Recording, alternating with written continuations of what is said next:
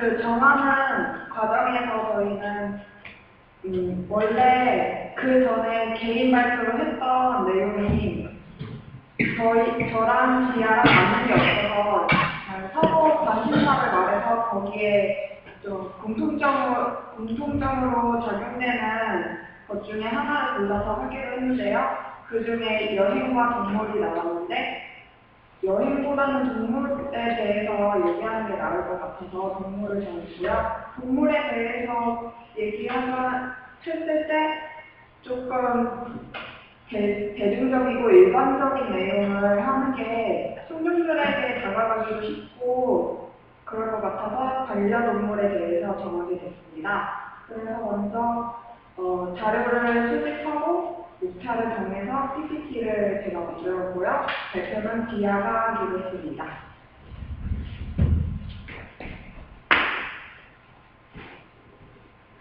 네, 지금부터 발표를 시작하도록 하겠습니다. 한번 잘한다.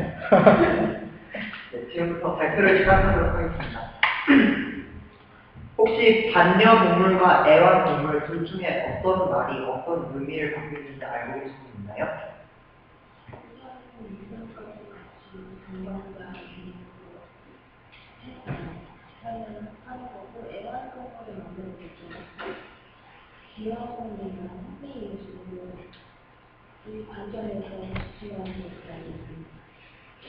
정말 정확하게 맞추셨습니다.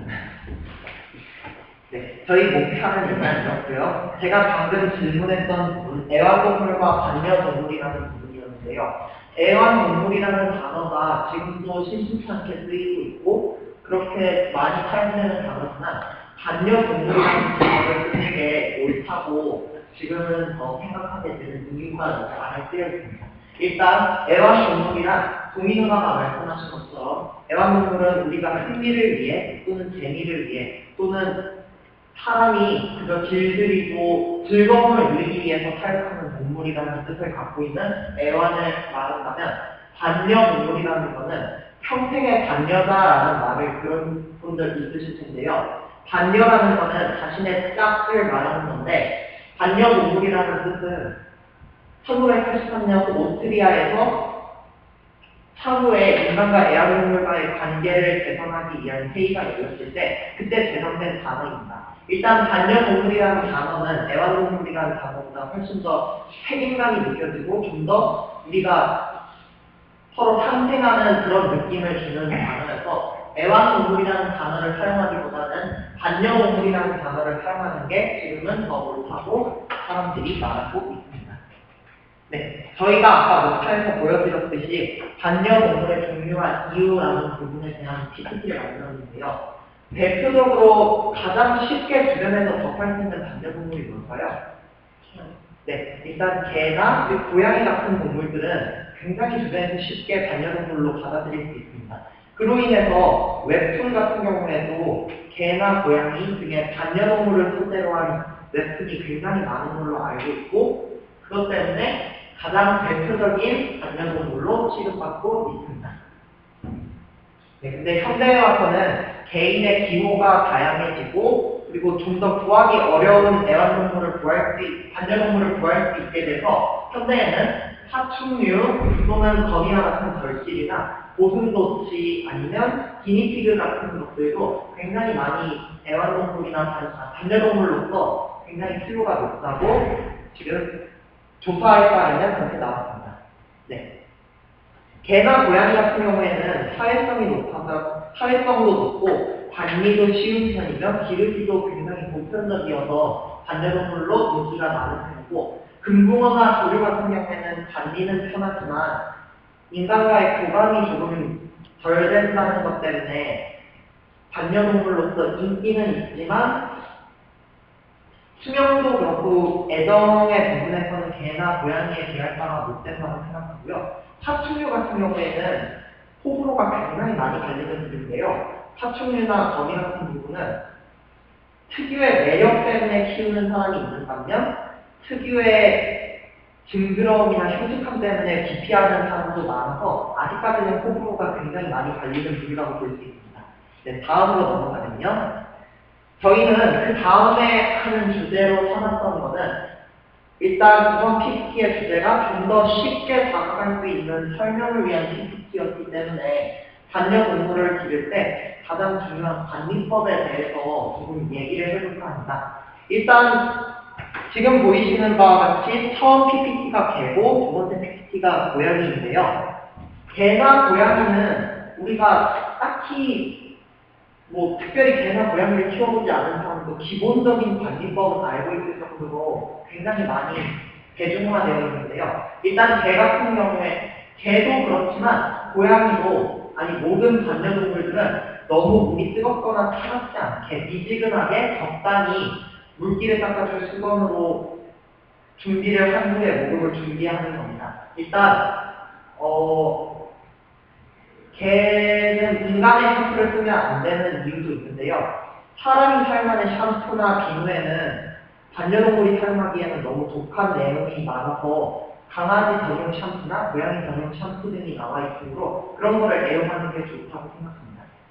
네, 그 다음에는 목욕 후에는 드라이어로 물을 잘 말려야 된다. 뭐 이런 정말 굉장히 이렇게 굳이 보지 않아도 참 기본적인 내용들을 저희는 지금 이렇게 설명하려고 PPT를 만들었습니다. 개에 대한 관리 내용은 있고요. 고양이에 대한 관리 내용은 있습니다. 아까 개에 대한 관리 내용이 주로 목욕과 관련된 거였다면 고양이는 전반적인 생활과 관련돼서 저희는 이렇게 관리법을 써놨는데요. 그 이유는 개 같은 경우에는 전반적인 생활에서는 스스로 운동하는 견종이 많고 그리고 밥도 스스로 잘 먹고 일반적으로 주인이 애정과 관심만 조금 쏟아주면 개 같은 경우에는 딱히 크게 관리하고 터치할 부분이 없기 때문인데요. 고양이 같은 경우에는 견종 개념이 묘종 개념이 많이 이루어졌다고 할 정도로 정말 다양한 묘종이 있어서 우리나라 특성에 안 맞는 고양이도 있어서 생활 속에서 손이 많이 가는 고양이도 있어서 고양이 같은 경우에는 이렇게 일상 관리법을 적었습니다. 먼저 정말 당연하지만 하루 세끼 사료를 챙겨주는 것, 24시간 맑고 깨끗한 물을 제공하는 것, 이런 건 정말 당연하죠. 그리고 화장실 모래는 항상 청결하게 유지하는 것. 고양이 화장실 모래는 굉장히 흡착력이 강하기 때문에 배설물 처리가 굉장히 용이하긴 한데요. 근데 아무리 흡착력이 강하더라도 오래되거나 사용을 하지 않았더라도 좀 오래된 고양이 사료는 흡착력이 많이 떨어지기도 하고 그리고 냄새가 많이 나게 됩니다. 다음 구충제를 정기적으로 투여해야 하는 이유가 있는데요. 고양이 같은 경우에는 주로 사냥 본능이 아직까지 집안에서도 남아있기 때문에 뭐 벌레라든가 쥐라든가 그런 다양한 해충들을 집어먹는다거나 가둬놓는 등의 행동을 하기도 하는데요. 주로 주인에 대한 애정과 충성심을 보이기 위해 하는 행동인데 일단은 고양이의 몸에 안 좋기 때문에 구충제를 정기적으로 투여해줘야 합니다.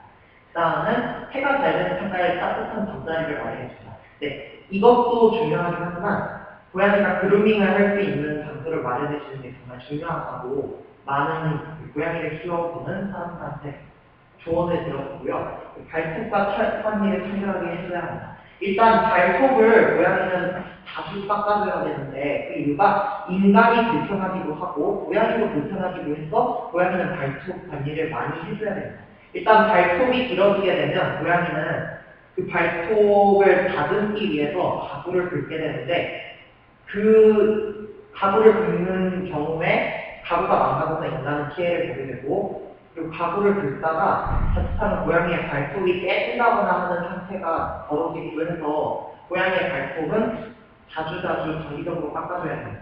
털관리는 고양이가 스스로 그루밍을 하기 때문에 별로 신경을 꺼줘야 되는 부분은 아니지만 그래도 청결하게 목욕 같은 거는 굉장히 자주 시켜줘야 된다고 들었습니다. 정기적으로 동물병원에 가고 건강검진을 받습니다. 이것도 정말 강아지나 고양이나 할 거 없이 정말 당연한 얘기고요. 예방 접종을 해야 하는 것도 강아지도 그렇고 고양이도 그렇는데요. 강아지 같은 경우에는 심장파상충이나 여러 가지 질병에 많이 노출되어 있기도 하고 야외 생활을 많이 하는 강아지는 오히려 그 질병 위험이 높기 때문에 그런 식으로 예방 접종을 많이 해줘야 되고요. 고양이 같은 경우에는 특별한 질병보다는 피부병에 걸릴 확률이 높기 때문에 예방 접종을 많이 해줘야 된다고 합니다. 번식 계획이 없는 고양이는 브리핑크를 꼭 한다. 이게 정말 중요한 건데요. 혹시 중성화 수술에 대해 아시는 분 계신가요? 성대를 없애는 수술 아닙니까? 네. 수컷은 고양이 같은 경우에는 그 발정기라고 하는 게 거의 임신을 하지 않았다면 3달 내지 4달에 한 번, 짧은 고양이 같은 경우에는 2달 내지 3달에 한 번씩 오는데요. 이 발정기가 오게 되면 고양이들이 굉장히 인간의 기준으로 봤을 때 고통스러워한다라는 표현이 맞다고 생각합니다. 일단 중성화 수술을 하지 않게 되면 2달 내지 4달에 한 번씩 이 발정기가 오게 되면 고양이들은 굉장히 날카롭고 신경을 거스르는 소리를 내게 되는데요. 이러면 인간이 굉장히 피해를 보게 되고 무엇보다도 고양이 스스로도 발정기에 그 교배를 하지 못하게 되면 스트레스가 많이 쌓여서 수명이 평균적으로 4년씩은 줄어든다고 합니다. 그래서 중성화 수술은 꼭 인간과 고양이를 위해서 시켜줘야 한다고 저는 생각하는데 아직까지는 중성화 수술이 고양이의 인권을 무시한다, 고양이의 권리를 무시한다고 많은 사람들이 해서 지금 굉장히 찬반이 많이 갈리고 있습니다. 근데 중성화 수술을 하지 않게 되면 우리 집 주변에서 흔히 볼 수 있는 길고양이 같은 경우에는 정말 중성화 수술을 하지 않은 고양이여서 발정기가 2달 내지 4달에 한 번씩 오고 그러면 새끼를 치게 되는데 새끼를 치게 되면 고양이 같은 경우에는 평균적으로 4-5마리의 새끼를 치게 돼서 정말 길고양이 숫자가 늘어나는 그런 사태가 벌어지게 되고 결국에 그러면 유기동물로 가게 돼서 안락사가 되는 안타까운 상황까지 가게 되므로 중성화 수술은 개인적으로는 꼭 해야 된다고 생각합니다. 네. 그 다음은 조금 생소하실지도 모르겠는데요. 파충류 관리법에 대해서 조금 적어봤습니다. 흔히 파충류라고 하면 어떤 게 떠오르시나요? 네. 네, 뱀도 떠오르고, 도마뱀도 좋고, 파충류 하면 떠오르는 종류는 그렇다고 하고, 그러면 파충류 하면 떠오르는 느낌은 어떤가요? 짱 귀여운 진짜 귀여운 귀엽다고 하시는 분은 조금 개인 시도를 해드리겠습니다. 또 있었군요. 일단 파충류 하면 떠오르는 느낌이 약간 보통의 사람들이라면 차갑다, 냉혹해 보인다 등의 느낌이 있는데요. 그리고 파충류가 제 경험이긴 하지만 파충류가 혹시 껍질을 벗는 거 보신 분 계십니까? 네, 맞습니다. 네. 파충류가 껍질을 벗는 걸 보게 되면 애초에 파충류에 대한 그 호감이 있던 사람은 와 정말 신비롭다 이런 느낌을 갖게 되는데 파충류에 대한 혐오감을 갖고 있던 사람이 그걸 보게 되면 더러워 저게 뭐지? 이런 느낌을 갖게 되는 게 정말 보통의 사람이라는 그런 느낌을 갖게 됩니다. 근데 파충류는 그 변태라고 하는 과정을 겪는데 그 과정이 더러운 게 아니고 굉장히 깨끗한 것이며 그리고 정말 여담이긴 하지만 몇몇 파충류의 그 변태한 비늘은 몇백만 원, 몇천만 원까지 폭발한다고 그렇습니다.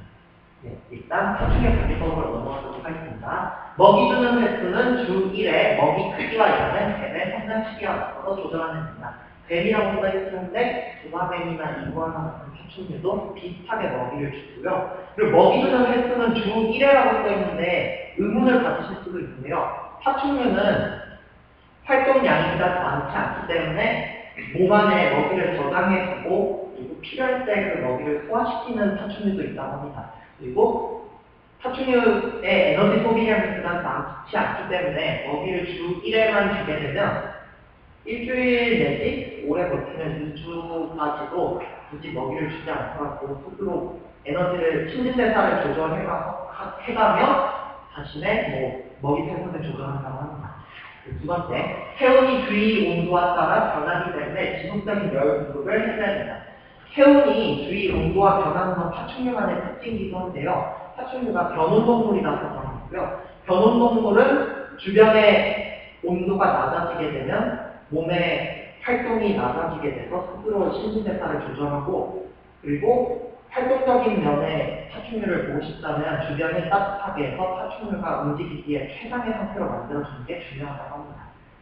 도마뱀의 경우 꼬리가 잘리며 자연회복이 힘들고 세균 감염이 쉬우니 병원에 가야 합니다. 혹시 도마뱀이 꼬리를 자르고 도망가는 도마뱀이 있다고 들어본 적 있으신가요? 네, 그런 게 있는데요. 그게 편견으로 붙게 돼서 도마뱀은 꼬리가 잘리면 자연회복이 쉽다라는 편견으로 굳어지게 돼서 많은 그 지식 사이트나 몇몇 대부분 사람들이 도마뱀은 꼬리 잘려도 냅두면 다시 자라나요 라고 하는데 그건 조금 잘못된 상식이고요. 도마뱀이 현재 우리나라에 와서 키워지게 되는 도마뱀은 대부분 약간의 교배를 통해서 품종 개량을 한 상태이기 때문에 자연 치료율이 자연에 있는 것보다 많이 떨어지는 상태이기도 하고 인간이 사는 생활에서 적응해서 살다 보니까 감염의 위험이 커져서 도마뱀도 이제는 자연 치료보다는 동물병원에 가서 직접 치료를 해야 되는 그런 기본적인 지식을 알고 있어야 된다고 생각합니다. 그리고 탈피 시에는 건드려서는 안 됩니다. 탈피 시에는 건드리게 되면 탈피가 불안전하게 이루어진다거나 아니면 심한 경우에는 상처를 입게 되는 경우까지 있다고 들었고요. 스스로 못했을 경우에는 상처가 생기지 않도록 허물을 벗겨줘야 탈피가 나오습니다. 이거는 4번과 연계돼서 설명할 수 있는 거고요. 그리고 6번 탈피를 안 해줄 경우 묵은 허물들이 몸을 없애요. 질식사입니다. 이게 중요한 건데요. 그래서 탈피를 하지 않을 경우에는 주인이나 동물병원에 가서 인위적으로 탈피를 시켜줘야 되는 것도 있습니다. 다음으로 넘어가면 조류와 관련된 것들인데요.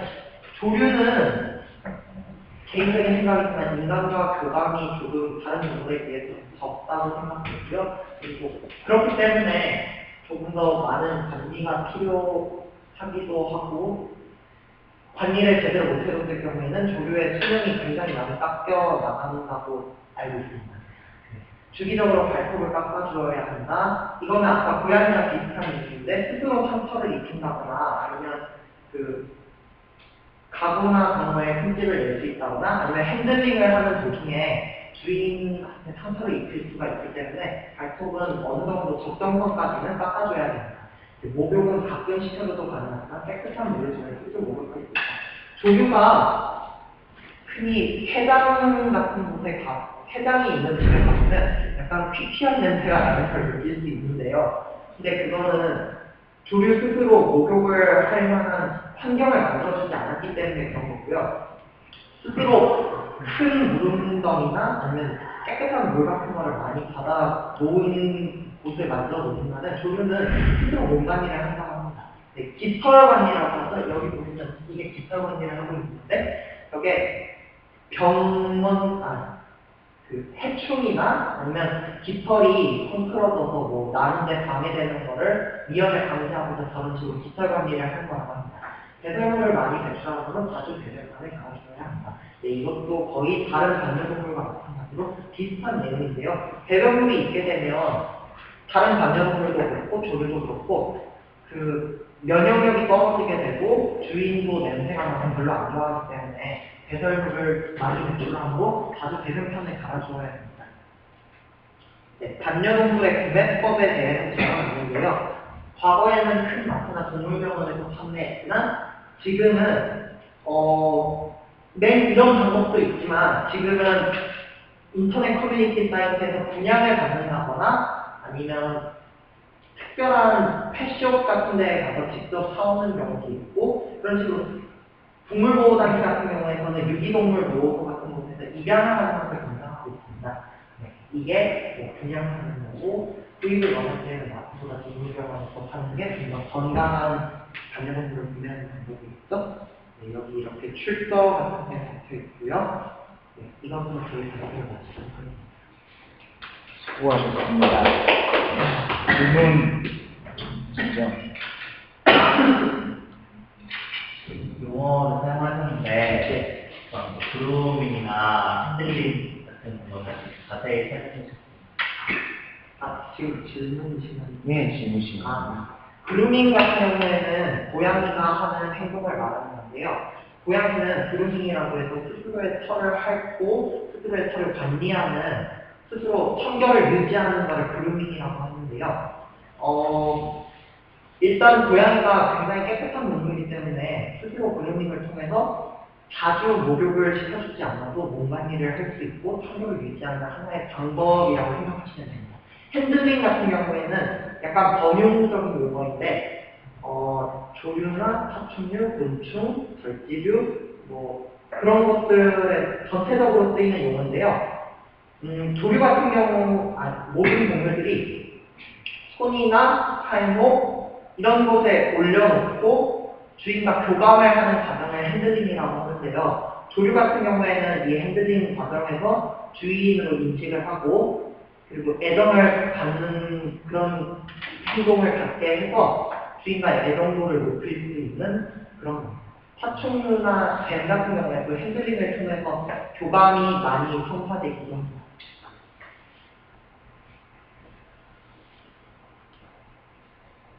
다음 성교와 성적인 것 같은데 똑같은 거.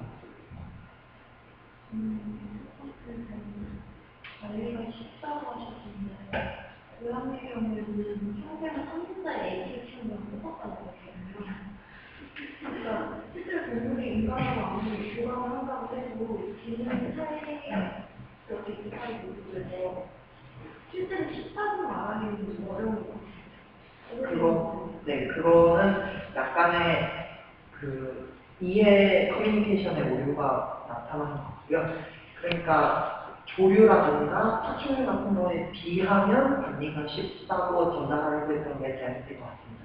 일단 고양이 같은 경우에는 물론 고양이도 성격이 굉장히 천차만별이고 마블링이나 묘종에 따라서 성격 같은 게 굉장히 다르고 특성도 다르지만 평균적으로 코리안 쇼테어 같은 경우에는 중성화 수술만 시켜주고 그리고 어느 정도의 관리나 애정만 쏟아주면 다른 묘종보다는 관리가 쉬운 편이기도 하고 그리고 파충류 같은 경우에는 허물을 못 벗는 경우가 굉장히 많아요. 집에서 키우게 되면.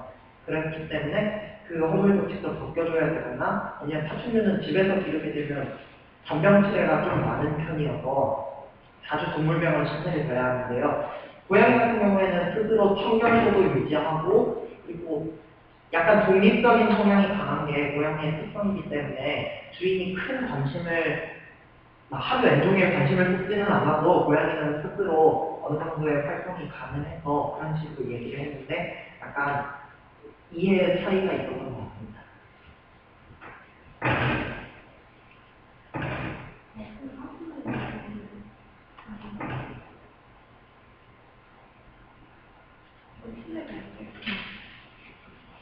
다음 질문 없으면 바로 피드백 넘어가도록 하겠습니다. 피드백 하세요. 성규가 뭔가 할 말이 많아 보이는데 성규부터 합니다.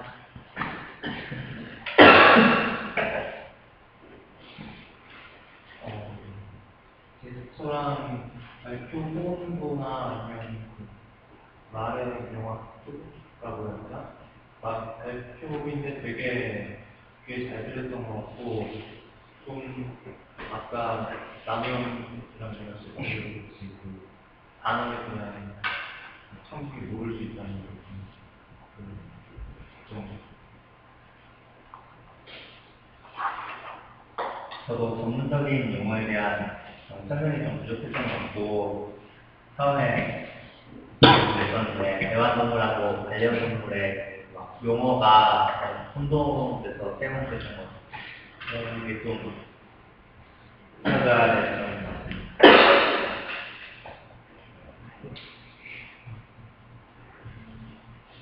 발표하실 때 개나 고양이는 천천히 슬라이드를 만드는데요. 개나 고양이에 대해서 설명할 때는 그 고양이 영상이 조금 복합적으로 설명을 진행해서 좀 산만해졌던 느낌이 있고요. 발표하실 때 수동적인 표현이 많았어요. 하게 된다거나 두려웠다는 느낌이 강한 언어에서 좀 들을 때 약간 거슬리는 감이 있고요. 아까 전문 영화에 대해서는 언급을 하셨기 때문에 이해를 못하지 않는 것 같고요.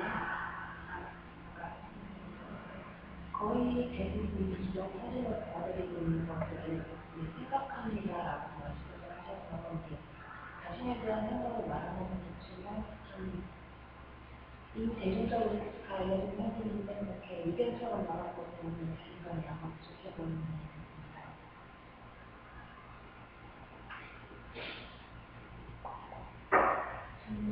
발표하실 때는 패턴이 똑같아요. 처음에 하시면 조금 질문을 넣으시고요. 사실 발표하는 것도 되게 안정적이고 있었는데 특정한 식으로 좀 해보시면 좋았습니다. 이제 그런 식으로 해주셔도 될 것 같고 그리고 주제도 반려동물로 제시를 하셨는데 그 반려동물과 열도 궁금하셨는데 정작 발표 내용을 그 차이가 없어요. 반려동물이 모양동물 그냥 반려법 그러니까 동물원에서 어떻게 반려라고 했을 때 그런 느낌이 들어요. 단어 선택도 아까 말씀하신 티키티키 뭔가 김치경 그거는 가축 같은 느낌을 되게 많이 받고 페이지티기 그런 거 돼지가 택했습니다. 구매라는 단어 사용하는지 물건 같은 느낌이 선택이 되고 있어요.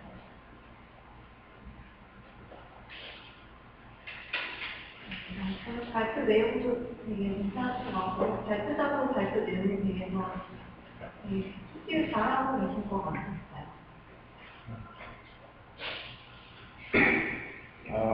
뭘 해야 될지 모르겠습니다. 앞에서 다 얘기했는데. 이런 경우도 처음이네. 하나 대표적으로 짚고 싶은 거는요. 단어 선택에 좀 많이 어색하다고 해야 되나? 그런 게 좀 있었어요.